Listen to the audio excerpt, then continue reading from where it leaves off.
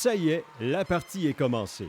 Les joueurs qui viennent de sauter sur la patinoire extérieure du centre récréatif de Saint-Georges donnent les premiers coups de patin d'une compétition d'un genre jamais vu en Amérique. La glace est ainsi brisée pour ce qui deviendra l'un des événements les plus respectables de notre histoire sportive, le tournoi Comré.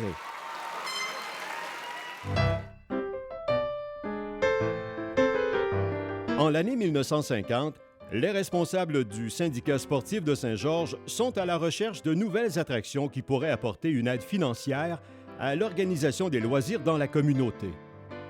C'est non loin du centre récréatif, dans les bureaux de la Woolen Mills, que le syndicat sportif trouvera sa réponse. Le directeur de la Woolen est M. Tom Comré, un ingénieur embauché en 1937 par Édouard Lacroix, qui est allé personnellement le recruter dans son pays d'origine, l'Écosse. Fervent de sport, Tom Comré passe une grande partie de sa jeunesse écossaise dans les estrades des stades de rugby.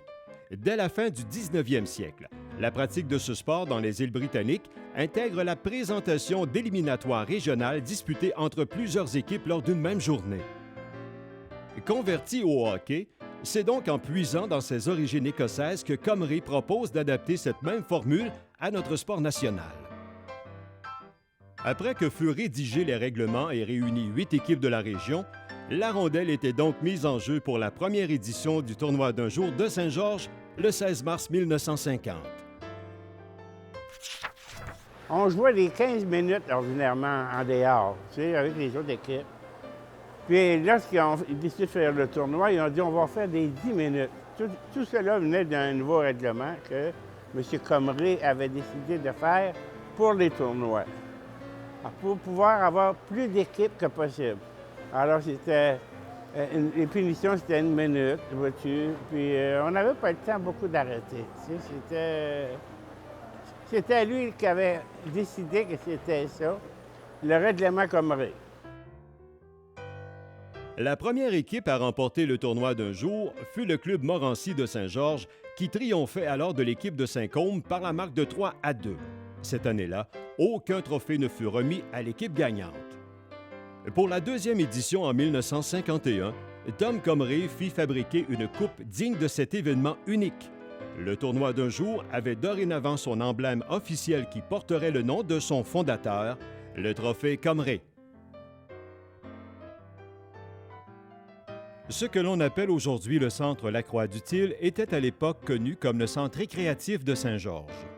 C'est à cet endroit qu'avaient lieu les matchs de hockey du temps et le tournoi d'un jour ne faisait pas exception.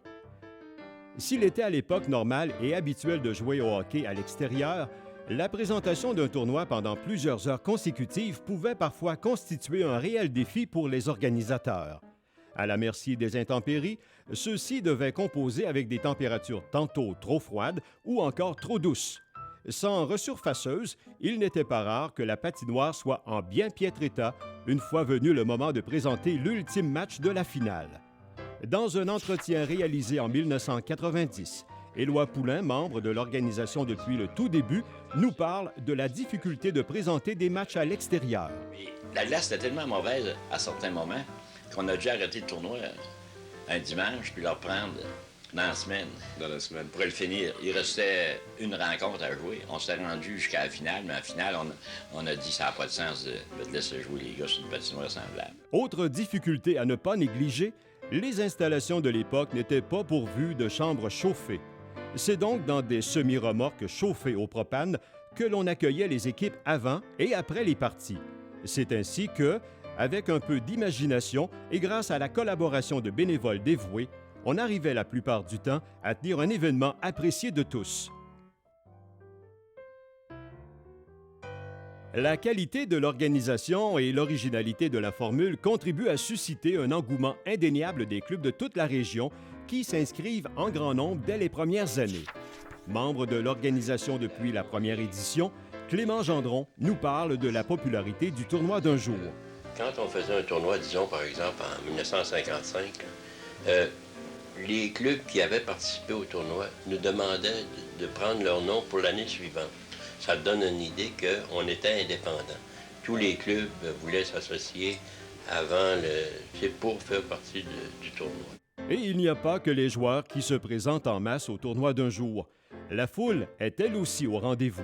Après une assistance respectable d'environ 250 personnes lors de sa première présentation, le tournoi gagne rapidement en popularité, accueillant dans les années suivantes une moyenne de 3000 spectateurs qui assistent à l'un ou l'autre des matchs présentés tout au long de la journée.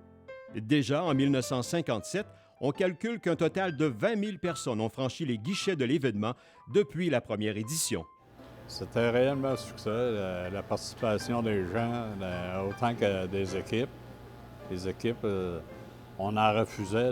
Dans ce temps-là, ils s'en refusaient parce que tout le monde voulait participer. Puis il y avait comme un esprit de clocher qui existait dans ce temps-là. Qui allait gagner le tournoi, puis les villes puis les villages alentours, ça participait énormément, puis ils voulaient le trophée. C'était comme eux autres, comme la Coupe Stanley, si on veut, dans ce temps-là. Et puis, ça était réellement un succès.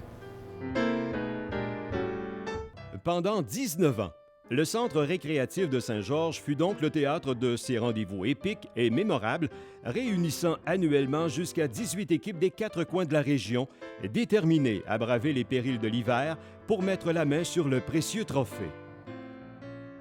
1969 marque un tournant dans l'histoire du tournoi Comré. La 20e édition de la classique hivernale est présentée cette année-là dans l'enceinte du tout nouveau Palais des Sports de Saint-Georges.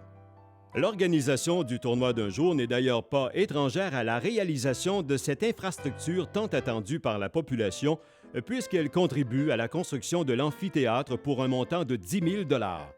Les succès répétés du tournoi permettent en effet à l'organisation de redonner aux divers organismes de sport et loisirs de la ville, atteignant ainsi l'objectif premier de la création du tournoi, soit de générer des fonds servant à promouvoir la pratique du hockey et du sport en général dans notre communauté. Le 20e anniversaire du tournoi Comré connaît un franc succès, alors que plus de 8000 spectateurs franchissent les guichets du Palais des Sports pour assister aux prouesses des joueurs de la région. Autre fait marquant, la 20e édition est l'occasion de tester une nouvelle formule divisant la compétition en 2 classes, soit la classe A, réservée aux équipes de fort calibre, et la classe B réunissant une majorité de clubs aux effectifs plus modestes. Cette innovation permettra notamment aux clubs des plus petites municipalités de pouvoir continuer à compétitionner et ainsi garantir un spectacle enlevant aux amateurs. Au cours des années qui suivront, le tournoi Comré poursuivra dans la même veine, présentant année après année une compétition enlevante au grand plaisir des partisans toujours nombreux. Le nombre d'équipes restera sensiblement le même, oscillant entre 18 et 25, tandis que la durée des parties passera de 10 à 15 minutes. La compétition s'ouvrira même aux équipes de l'extérieur de la Beauce. Des clubs de la région de Montréal, du Bas-Saint-Laurent, des Bois-Francs et même du Maine viendront se frotter aux équipes de la région. Formule éprouvée, le tournoi d'un jour de Saint-Georges est devenu un événement reconnu à travers la province et celui-ci inspire la création de plusieurs autres événements du genre partout au Québec. Organisation solidement rodée, le tournoi doit son succès au travail dévoué des pionniers de la première heure. Les Jean-Marie Bilodeau, Philippe Morin, Clément Gendron, Camille Poulain, Darius Poulain, Charles Mazurette, Gérard Méthode, Charles Rancourt, Éloi Poulain, Claude Morin, Laurent Véraud, Bruno Gilbert, John Paquette, Maurice Gilbert, Billy Gousse, Angelo Roy, André Pagé, Georges Cloutier, Robert Giroux, Jean-Louis Lemieux et Carole Bourque, auxquels viendront se greffer de nouveaux visages dans les années 80 et 90. Sans oublier, bien sûr, le principal maître d'œuvre, Thomas Comré, généreux fondateur, qui choisira l'année du 30e anniversaire du tournoi pour quitter notre monde en 1979. N'ayant pour seule famille au Canada que les jeunes d'ici qu'il a pris sous son aile dès son arrivée en terre beauceronne, Comré laisse, lors de son décès, un héritage de 192 000 $ qu'il lègue à la ville de Saint-Georges. La somme sera entièrement réservée à la cause des sports et loisirs de la communauté georgienne qui lui tenait tant à cœur.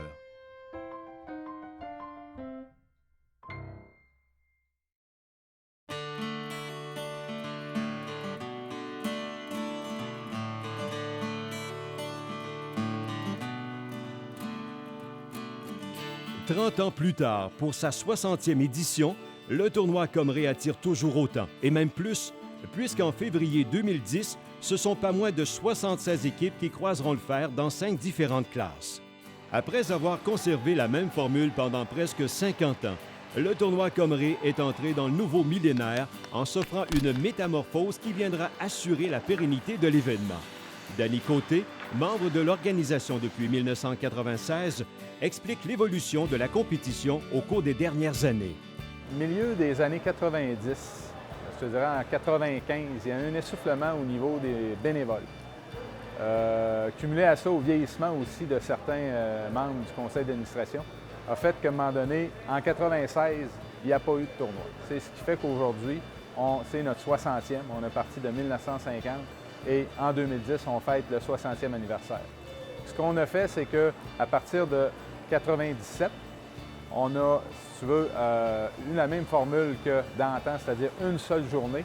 Et par la suite, on a cumulé, on est allé avec 2 journées de tournoi pour qu'à un moment donné, là, arriver aujourd'hui en 2010 avec 5 journées d'activité, ce qui fait qu'à un moment donné, qu'on a beaucoup plus de revenus et aussi on a plus d'argent pour pouvoir remettre à nos organismes de Ville de Saint-Georges. Anciennement, ce qui marchait beaucoup au tournoi Comré, c'était la rivalité entre tous les villages de la Beauce qui s'affrontaient. Saint-Prosper, Beauceville. Alors, tous ces villages-là voulaient battre Saint-Georges. Alors, c'est ce qui fait qu'il y avait une certaine rivalité ou une guerre de clochers, qu'on peut dire. Et ça, on avait perdu ça, si tu veux, au fil des années. Et pour recréer ça, ce qu'on a fait, c'est venu d'une idée d'un de nos membres qui a dit on devrait faire un tournoi d'entreprise. Alors, à partir de 2000, on a créé ça. On avait la formule entreprise. Alors, il fallait que tous les employés proviennent de la même entreprise pour pouvoir participer au tournoi. Alors ça créait une émulation. Les entreprises étaient vraiment impliquées, étaient participantes, ça impliquait tous les membres de l'entreprise en question qui venaient à l'aréna encourager leur équipe. Et les 2-3 premières années, on a gardé la formule ancienne, tournoi traditionnel, et on a ajouté la formule entreprise. Et au bout de 3 ans, en 2003, on a dû abandonner l'ancienne formule pour garder uniquement la formule entreprise. C'est ce qui fait qu'aujourd'hui, c'est uniquement un tournoi à caractère d'entreprise. En misant sur cette formule-là d'entreprise, un autre des membres du conseil d'administration avait eu l'idée de créer un défi des chefs d'entreprise beauceron. Alors, ce qu'on a fait, c'est qu'on a invité certains chefs d'entreprise à venir participer au tournoi et on a invité des équipes à l'époque. On a déjà invité l'équipe de l'Assemblée nationale, alors des députés, des ministres qui sont venus jouer contre nos chefs d'entreprise. On a invité également les légendes du hockey. Guy Lafleur est venu jouer contre ces chefs d'entreprise-là. Et aussi, on a eu également, là, pour terminer, les anciens nordiques. Alors, au fil des ans, c'était vraiment populaire, puis les chefs d'entreprise aimaient ça aussi, côtoyer ces gens-là, ces ministres, les députés, à la fois des sportifs là, de renom comme Guy Lafleur. Alors, ça a donné une crédibilité au tournoi Comré, là, qui fait qu'aujourd'hui, c'est la 60e. Et on veut poursuivre aussi également dans l'avenir à faire venir ce genre d'équipe-là contre nos chefs d'entreprise. À l'occasion de son 60e anniversaire, le tournoi Comré poursuit sa métamorphose et accueillera pour la première fois des équipes féminines dans 2 classes différentes. C'était un but qu'on était fixé au niveau du tournoi Comré, d'apporter cette catégorie pour pouvoir permettre aux gens d'autres facettes du hockey qui est féminin. Et aussi, nous projetons dans l'avenir aussi d'autres objectifs qui seraient peut-être d'augmenter le nombre d'équipes au niveau du tournoi Comré et ainsi peut-être ajouter une catégorie qui serait championnat des entreprises du Québec. Mais pour atteindre cet objectif, il est souhaitable que au niveau de la ville de Saint-Georges, que nous ayons notre 2e glace pour atteindre cet objectif. En attendant cette 2e glace, pour l'édition 2010, des matchs seront disputés en dehors de Saint-Georges, une première en 60 ans. En effet, les rondes préliminaires du tournoi féminin seront disputées à l'Aréna de Beauceville. Comme quoi, l'époque des guerres de clochers est bel et bien révolue. Mais ce qui aura traversé les époques, c'est le travail acharné d'un groupe de bénévoles passionnés et dévoués, soucieux de présenter une compétition relevée de grande qualité durant toutes ces années. C'est le désir de vaincre de milliers de compétiteurs fiers de porter les couleurs de leur coin de pays ou de leur lieu de travail. C'est le plaisir et la fierté de toute une région rassemblée pour célébrer le bonheur de vivre ensemble. C'est un tout petit tournoi qui a révolutionné l'histoire des tournois de hockey chez nous et qui peut aujourd'hui revendiquer le titre de plus ancien tournoi de hockey en Amérique du Nord.